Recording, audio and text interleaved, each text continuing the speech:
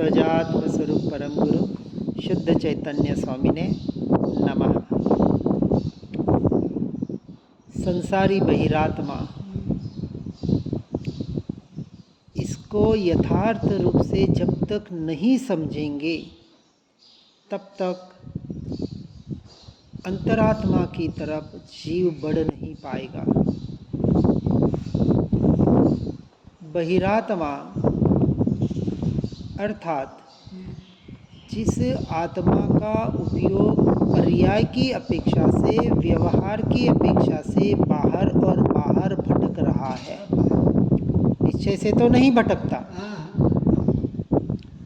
लेकिन श्रद्धान और अज्ञान दशा की वजह से जीव अपनी मान्यता को भ्रांति रूप, भूल रूप, जिसे हम बेहोशी कहें या मूर्छा की अवस्था कहें। आचार्य उमा स्वामी तत्वार्थ सूत्र में मूर्छा को ही परिग्रह कहते हैं। मूर्छा ही परिग्रह है। धन दौलत संपत्ति घर श्री परिवार ये शरीर ये परिग्रह नहीं है। ये परिग्रह होता तो भरत चक्रवर्ती जैसा 6 खंड का राज्य अधिपति, उनको कितना परिग्रह। हमारे 16वें 17वें 18वें तीर्थंकर परमात्मा ये भी चक्रवर्ती।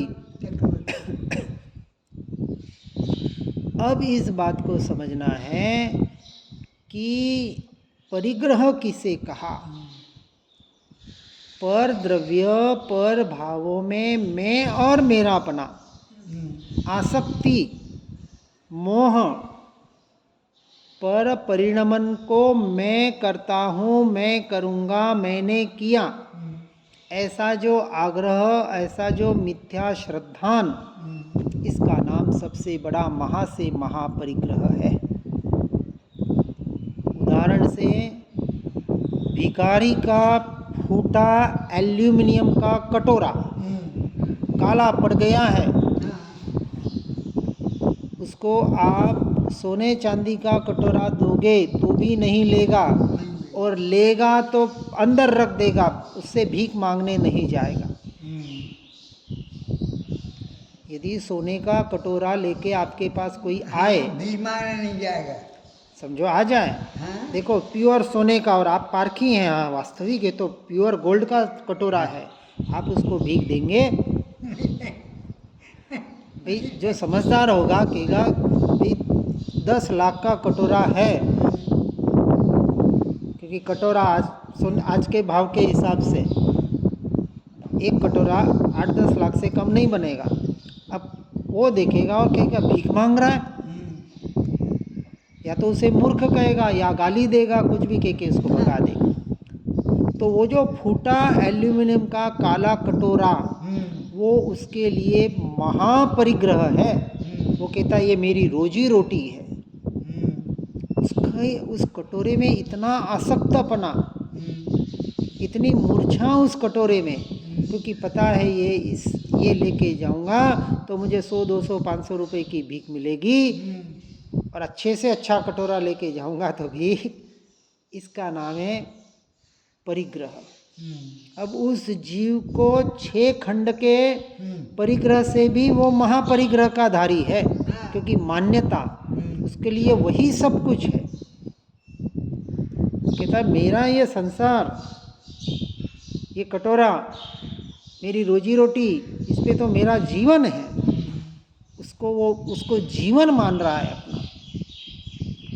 ऐसी मूर्खता हम लोग भी कर रहे हैं। हंसना नहीं है, क्योंकि देखो वो तो बेचारा इसलिए कह रहा हूँ व्यवहार की अपेक्षा से, वो 10, 50, 100 रुपये में खुश हो जाएगा। 100 रुपये दोगे तो नाचने लगेगा, आपको दुआएं देने लग जाएगा। लेकिन वो 100 रुपये की नोट देने वाला मंदिर में जाके लाखों करोड़ों की भीख मांगता है। आज स्थिति यही है करीबन। मंदिरों में भीड़ बढ़ रही है, तीर्थ क्षेत्रों में भीड़ बढ़ रही है, क्योंकि भिखारी बढ़ रहे हैं। हाँ, भक्त नहीं बढ़ रहे हैं। सच्चे भक्त तो इने गुने चुने, बाकी तो या तो टाइम पास के लिए जाते हैं या कुछ चलो कुछ चेंज करना है तो अच्छी बात है, उसका हम विरोध नहीं कर रहे हैं, सिर्फ सत्य को समझने का प्रयास करना है कि चलो कहीं और घूमने जाने की बजाय तीर्थ क्षेत्र पे आए, बहुत अच्छी बात है, लेकिन वहाँ आने के बाद ये तीर्थ क्षेत्र क्यों हैं, यहाँ इस जीवों ने कैसी साधना की और ऐसी साधना मैं अपने जीवन में कैसे करूं, ऐसे कम से कम वहाँ जाके इतना वहाँ तो भाव करें कि हमारे परमात्मा 100% अपरिग्रही, जिन्हें एक धागे का भी परिग्रह नहीं है, और हम क्या करने जा रहे हैं, हम किन गुरुओं के पास क्या मांगने जा रहे हैं। ऐसे अपरिग्रही, अब यदि वो परमात्मा होते तो क्या कहते, अरे भैया मैं हमने 6 खंड के राज्य को लात मार के निकल गए और तू वही कचरा मेरे पास मांगने आ रहा है। जिसको हमने कचरा समझा, तुच्छ वस्तु समझी, क्योंकि हमें सर्वोत्कृष्ट वस्तु प्राप्त हो गई थी इस संसार की, परंतु मिथ्या दृष्टि जीव, अज्ञानी जीव, बहिरात्मा जीव एक क्षण भी इस बात को सोचता नहीं। किसकी बात कर रहे हैं? ये जो बातें पढ़ रहे हैं, सुन रहे हैं, उनकी चर्चा चल रही है, हमारी चर्चा चल रही है। हाँ, बाहर जीवों की नहीं, कि इतना पढ़ने सुनने के बाद भी क्या हम बहिरात्मा हैं या अंतरात्मा बने हैं, क्या वास्तविक परमात्मा का हमारा लक्ष्य की अपेक्षा से हम हमारी साधना कर रहे हैं क्या, इसका विचार करें, चिंतन करें। फिर से कहता हूँ, कर रहे तो धन्यवाद के पात्र है, सबकी बात नहीं, करने वाले कर रहे हैं, ऐसा नहीं कह रहे कि कोई नहीं कर रहे, फिर भी हम कहेंगे 99% लोग ये पढ़ने सुनने वाले आत्मा परमात्मा की बातें सत्य पुरुषार्थ नहीं कर पाते हैं। फिर व्यवहार से तो वही कहेंगे कि उनकी अभी काल लब्धि पक्की नहीं है, उपादान की योग्यता पक्की नहीं है, बात तो वही आएगी। लेकिन इन बातों से अपने आप को कमजोर ना बनाए। इसलिए मिथ्या दृष्टि जीव अहम से परिपूर्ण है, मैं मेरे पने से। इसलिए 8 प्रकार के मत बताए, उसमें एक ज्ञान मत भी बताया। ये शास्त्रों का ज्ञान, पंडिताई, ये भी एक मत अहंकार खड़ा कर देता है कि देखो मैंने इतना पढ़ा, मुझे इतना याद है, मैं इतनी शुद्ध क्रिया करता हूँ, मैं ऐसा करता हूँ, मैं वैसा करता हूँ। वो मैं पना कहीं न कहीं अहंकार रूप खड़ा कर देता है धर्म क्षेत्र में। और ऐसे अहम से परिपूर्ण पर कर्तृत्व की वाणी बोलता है, कर्ता भोक्तापना। फिर कहीं न कहीं देखो, कर्ता भोक्तापना होना और उस कर्ता भोक्तापना में एकत्व ममत्व होना, दोनों में जमीन आसमान का फर्क है। सबसे पहले से पहले इसलिए कहा चौथे गुण स्थानक में अविरत सम्यक दृष्टि का अर्थ कि परद्रव्य पर भावों में, पर्यायों में जो मैं मेरा पना पड़ा है, उसका जो कर्तृत्व भोक्तृत्व पना पड़ा है, उसको मान्यता से जड़ मूल से उखाड़ो, जड़ मूल से। जरा भी उसका अंश भी रह जाएगा तो पता नहीं अगले भाव में फिर अंकुरित हो जाएगा। इस भाव में तो दिखेगा, देखो बहुत निकल गया, कषाय की मंदता हो गई, सब हो गया, कहीं न कहीं। इसलिए कहा जड़ मूल का अर्थ उसका अंश भी न रहने पाए। जैसे कहते हैं एक वटवृक्ष के बीज में अनंत वटवृक्ष पड़े हुए हैं। कितने? अनंत। एक बीज में, क्योंकि एक बीज बोएंगे तो एक वृक्ष होगा, एक वृक्ष में असंख्य बीज आएंगे, वो जो बीज है फिर बोएंगे, उससे और असंख्य पेड़ खड़े हो सकते हैं, उससे अनंत तक यात्रा चलती रहेगी। इसलिए अंश रूपी बीज मिथ्यात्व का, अपने श्रद्धान का, इसलिए भूल के भी विचार करना सुनने पड़ने वाले कि कहीं हम इस बाहर की क्रियाओं में धर्म बुद्धि तो नहीं मान रहे हैं ना। क्या हम जब बोल रहे हैं कि मैं आत्मा, शुद्धात्मा, परमात्मा ही लगा रहे हैं, क्या इसके हम अधिकारी है या नहीं? क्योंकि ये वास्तविक बोलने का अधिकार सम्यक दृष्टि जीवों को ही है, ही लगाने का। वो ही लगाएगा। उसके पहले की जो मान्यता है वो व्यवहार की अपेक्षा से लगाए न लगाए, लेकिन उसने अभी पर्याय में अपनी दशा को, सम्यक दर्शन को प्रकट नहीं किया है, तो उसे बहुत आगे बढ़ना है। वो अपने आप को आत्मा परमात्मा मानकर बैठ न जाए। हमें तो सब पता है, क्योंकि अब सालों से सुन रहे तो सब पता है, और जो पढ़े लिखे विद्वान पंडित थे उनको तो बहुत पता है। हमें विद्वान नहीं वैरागी बनना है, क्योंकि ज्ञान का फल वीरति बताया। वैराग्य संसार के प्रति का नहीं है। संसार की असारता का असर नहीं हो रहा है, असार नहीं लग रहा है, क्षणभंगुर नहीं लग रहा है, विनाशी नहीं लग रहा है, उसमें मैं मेरापना करने जैसा नहीं है, ऐसा नहीं लग रहा है। वहाँ से छूटने ही जैसा है, वहाँ एक क्षण भी रहने जैसा नहीं है। संसार को काजल की कोठड़ी जब तक नहीं मानेगा, तब तक समझना अभी उसकी दृष्टि सम्यक नहीं हो पाएगी। सम्यक दर्शन तो अभी दूर है। ये दृष्टि होने के बाद सम्यक दर्शन का अभ्यास और सम्यक दर्शन तक पहुंचा जा सकता है, उसके बगैर नहीं। इसलिए जो संयोग अपना था नहीं, न है, न होगा फिर कभी।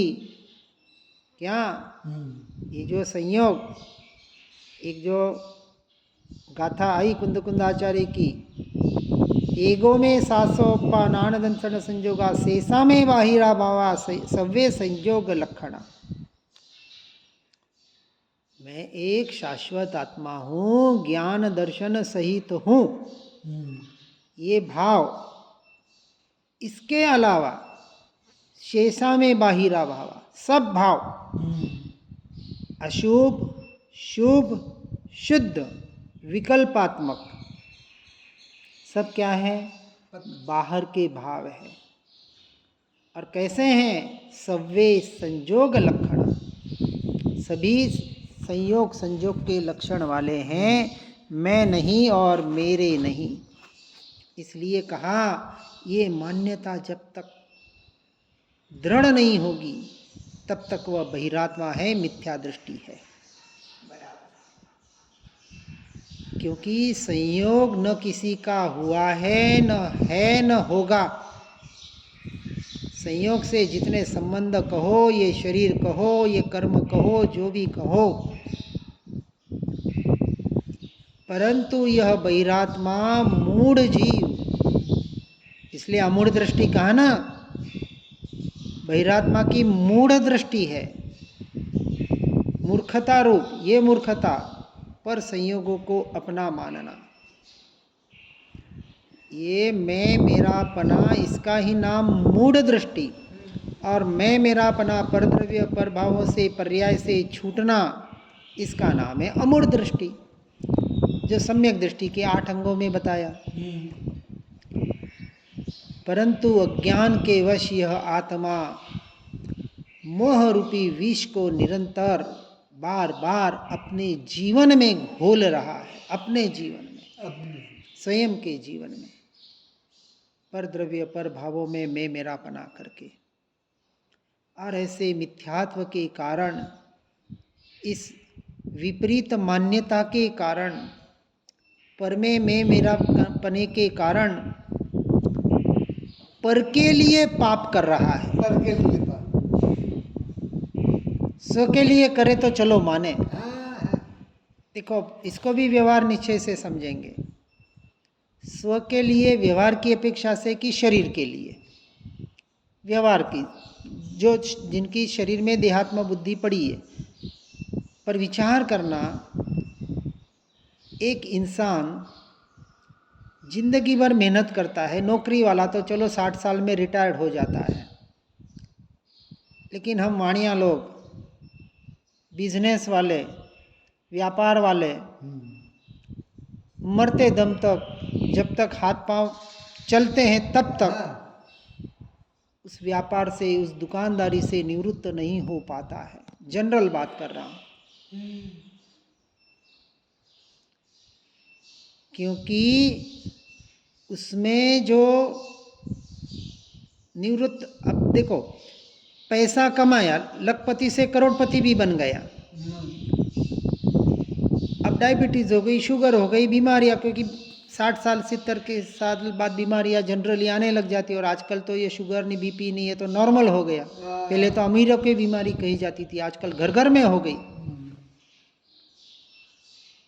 अब वो खाने पीने को सब चीजें ले सकता है, लेकिन खा नहीं पा रहा है। पाप तो किया, पैसा कमाया, अब सुख कौन भोग रहा है? खुद भोग नहीं पा रहा है। तो पाप भी दूसरे के लिए, अर्थात शरीर की अपेक्षा से भी खुद के लिए नहीं कर पा रहा है।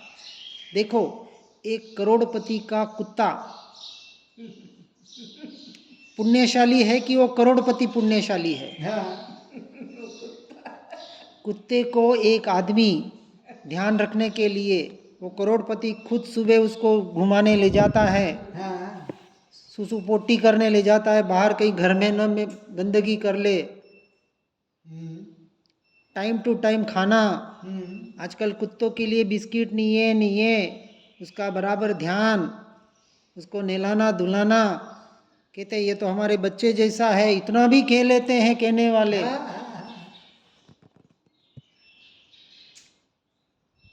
और वो बेचारा करोड़पति जिस कुत्ते के लिए कमा रहा है, ऑफिस में टाइम पे खाना नहीं खा पाता है। आज यहाँ कल वहाँ होटलों में घूम रहा है, फिर रहा है, बाहर का खाना खा रहा है। भले कितने भी करोड़ पैसे से अच्छे 5 स्टार होटल में जाए,